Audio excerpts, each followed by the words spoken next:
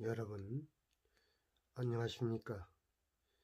지금 시간이 11월 26일 새벽 12시 자정을 조금 넘은 시간입니다. 제가 긴급하게 이 뉴스를 여러분들에게 알려드리려고 하는 것은 이번 미국 대선에 중국 공장에서 투표 용지가 쏟아져 나온 충격적인 내용을 사항을 보면서 보도를 하지 않을 수가 없어서 이 방송을 시작합니다.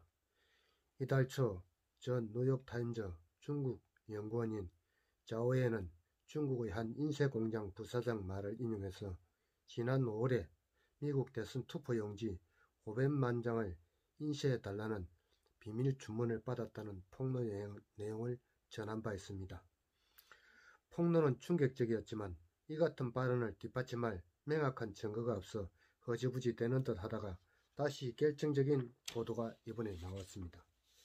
대만 매체 시엔미디어는 23일 소식통을 인용해서 중국 간동성에 있는 한 위조 전문 인쇄 공장이 지난 7월부터 가짜 미국 대선 투표 용지를 매월 50만 장씩 찍어냈다고 단독 보도했습니다. 이 보도는 그간 소문만 듣던 중국발 가짜 투표 용지에 대한 첫 보도로 시엔미디어는 제보자로부터 해당 인쇄공장 업체 사장과 의뢰인의 채팅 기록을 입수해 공개했습니다. 지난 7일로 추측되는 채팅창 대화를 보면 의뢰인이 투표 용지 사진을 보내자 인쇄업체 사장은 올해 미국 대선 투표 용지가 아닌가요? 라며 한눈에 알아봤다고 합니다. 인쇄업체 사장은 또 영어를 모르지만 이미 주문한 고객이 있어서 원본 템플릿을 갖고 있고 아직 주문량을 채 완성하지 못했다고 대답했다고 합니다. 미국은 주마다 투표 용지가 다른데 이 인쇄업체 사장은 자신들이 앞서 주문한 고객들로부터 미시시피, 플로리다, 노스캐롤라이나 투표 용지 템플릿을 받았고 다른 주의 투표 용지도 찍어낼 수 있다고 소개했다고 합니다. 또 납품받은 인쇄 용지를 미국에 직접 보내면 안 된다면서 앞서 주문했던 의뢰인들은 먼저 우편으로 캐나다에 보냈다고 조언까지 했다고 합니다. 그는 또 투표 용지를 직접 미국에 보내면 해관에서 발견될 수 있기 때문에 나누어서 우편으로 보내되 무역물품 또는 의료용품으로 신고해야 한다 라고 자세한 설명을 곁들였다고 합니다. 이 인쇄공장 사장은 또 자신들이 찍어낸 투표 용지는 종이 재질과 잉크는 원본과 똑같지만 위조 방지용 금속 도안과 홀로그램을 넣을 수 없다는 설명도 덧붙였다고 합니다. 이 매체 소식통에 따르면 이런 투표 용지를 멕시코와 캐나다로 보내진 후 거기서 워터마크 등 위조 방지 장치들을 추가해서 최종 완성품이 될 가능성이 있었다고 말합니다. 그렇다면 누가 이런 가짜 투표 용지를 주문했을까요? 사장은 구체적인 정보는 밝히지 않았지만 주문 의뢰서가 베이징에서 왔고 완성된 투표 용지는 먼저 중국 남부 주하이로 보내진 후 거기서 다시 의료용품, 개인 서한, 무역물품 등으로 신고해 발송됐다고 전했습니다. 유튜브에는 이미 투표 용지를 대량 주문한 의뢰인과 강동성 인쇄공장 사장이 통화하는 음성이 담긴 동영상까지 올라와 있는 상태입니다. 동영상 내용을 보면 인쇄업체 사장, 주문량은 문제가 아닙니다. 돈만 제때 보내면 돼요.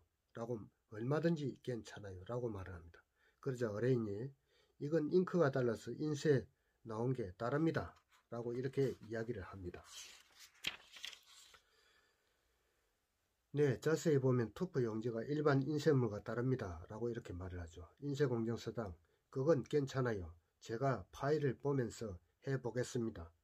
의뢰인, 그리고 운송은 어떻게 하려고요? 대량 주문을 할 거라서요. 이렇게 말을 합니다. 인쇄공장 사장은 일반적으로 며칠은 걸립니다. 물류업체가 좀 느립니다. 의뢰인, 국제운송도 가능한가요? 인쇄공장 사장, 국제운송도 물류업체에 맡겨야 합니다. 이렇게 말을 합니다. 의뢰인, 하여튼 붙일 수 있다는 거죠. 인쇄비는 한 장에 얼마 정도 하나요? 이렇게 묻습니다. 그러자 인쇄사장, 전번에 말씀드린 것과 같습니다. 의뢰인, 오케이 알겠습니다. QR코드를 다시 보내주세요 라고 녹음이 되어 있습니다. CN미디어는 보도의 신빙성을 위해 또 인치웨이라는 중국 고위 간부 자녀를 통해 중국에서 이조 투표 용지를 찍어냈다는 사실을 확인했다고 전했습니다. 인치웨이는 앞서 미국 여러 주에서 중국에서 제조된 가짜 운전면허증이 대량 적발된 사실을 언급하며 두 사건은 서로 연관되어 있다고 설명을 했습니다. 그는 이조 투표용지와 이조 운전면허증을 대량 주문한 사람은 투표용지 바꿔치기로 미국 대선에 개입하려는 목적임이 틀림이 없다고 단언을 했습니다.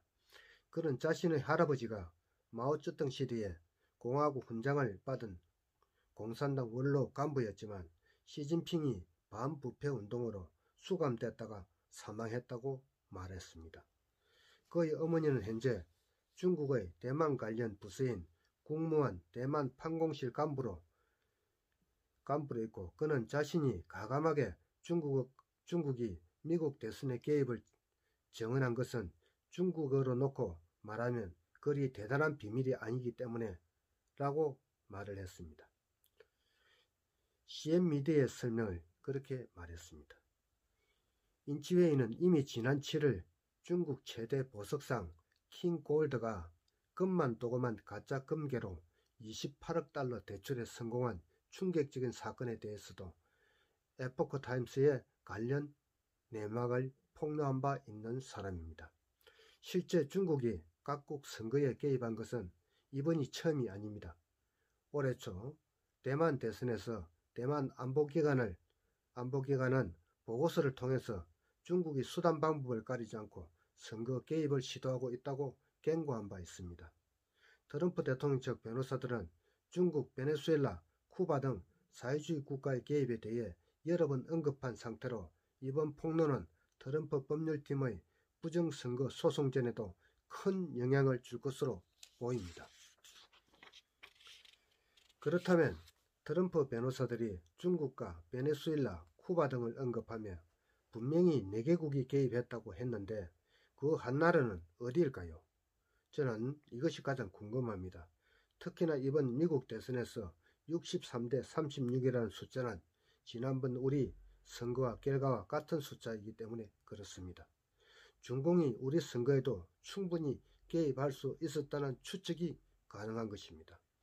이번 미국 대선 결과가 어떻게 끝날지 우리는 분명히 확인해야 됩니다. 그것은 우리의 주권과도 관계가 있기 때문입니다.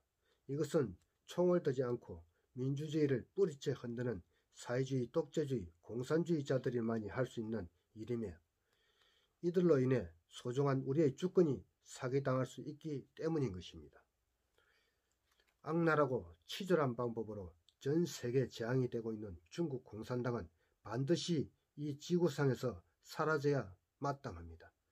아직도 중국몽에서 깨어나지 못하고 있는 이 비열한 반역자 무리들을 위해서라도 우리는 이번 선거를 주시해야 한다고 저는 생각합니다. 제 방송이 마음에 드시면 구독을 꼭 해주시길 바랍니다. 더 좋은 방송으로 보답하겠습니다. 오늘은 중국 공산당이 미국 대선에 개입하여 미국 사회를 혼란시키고 중공과 미국 민주당과 글로벌 리스트들의 민낯을 공개했습니다. 오늘도 즐거운 하루 되시길 바라며 이만 방송을 마칩니다. 감사합니다. 여러분 제 방송 구독 좀 많이 해주시기를 진심으로 당부드립니다. 오늘은 12시가 넘은 시간에 제가 이 방송을 하지 않을 수가 없어서 긴급하게 이 방송을 올리게 된 점 양해 말씀드립니다. 끝까지 시청해주신 여러분 진심으로 감사드립니다. 또 오늘도 즐거운 시간 되시기를 진심으로 바랍니다. 감사합니다.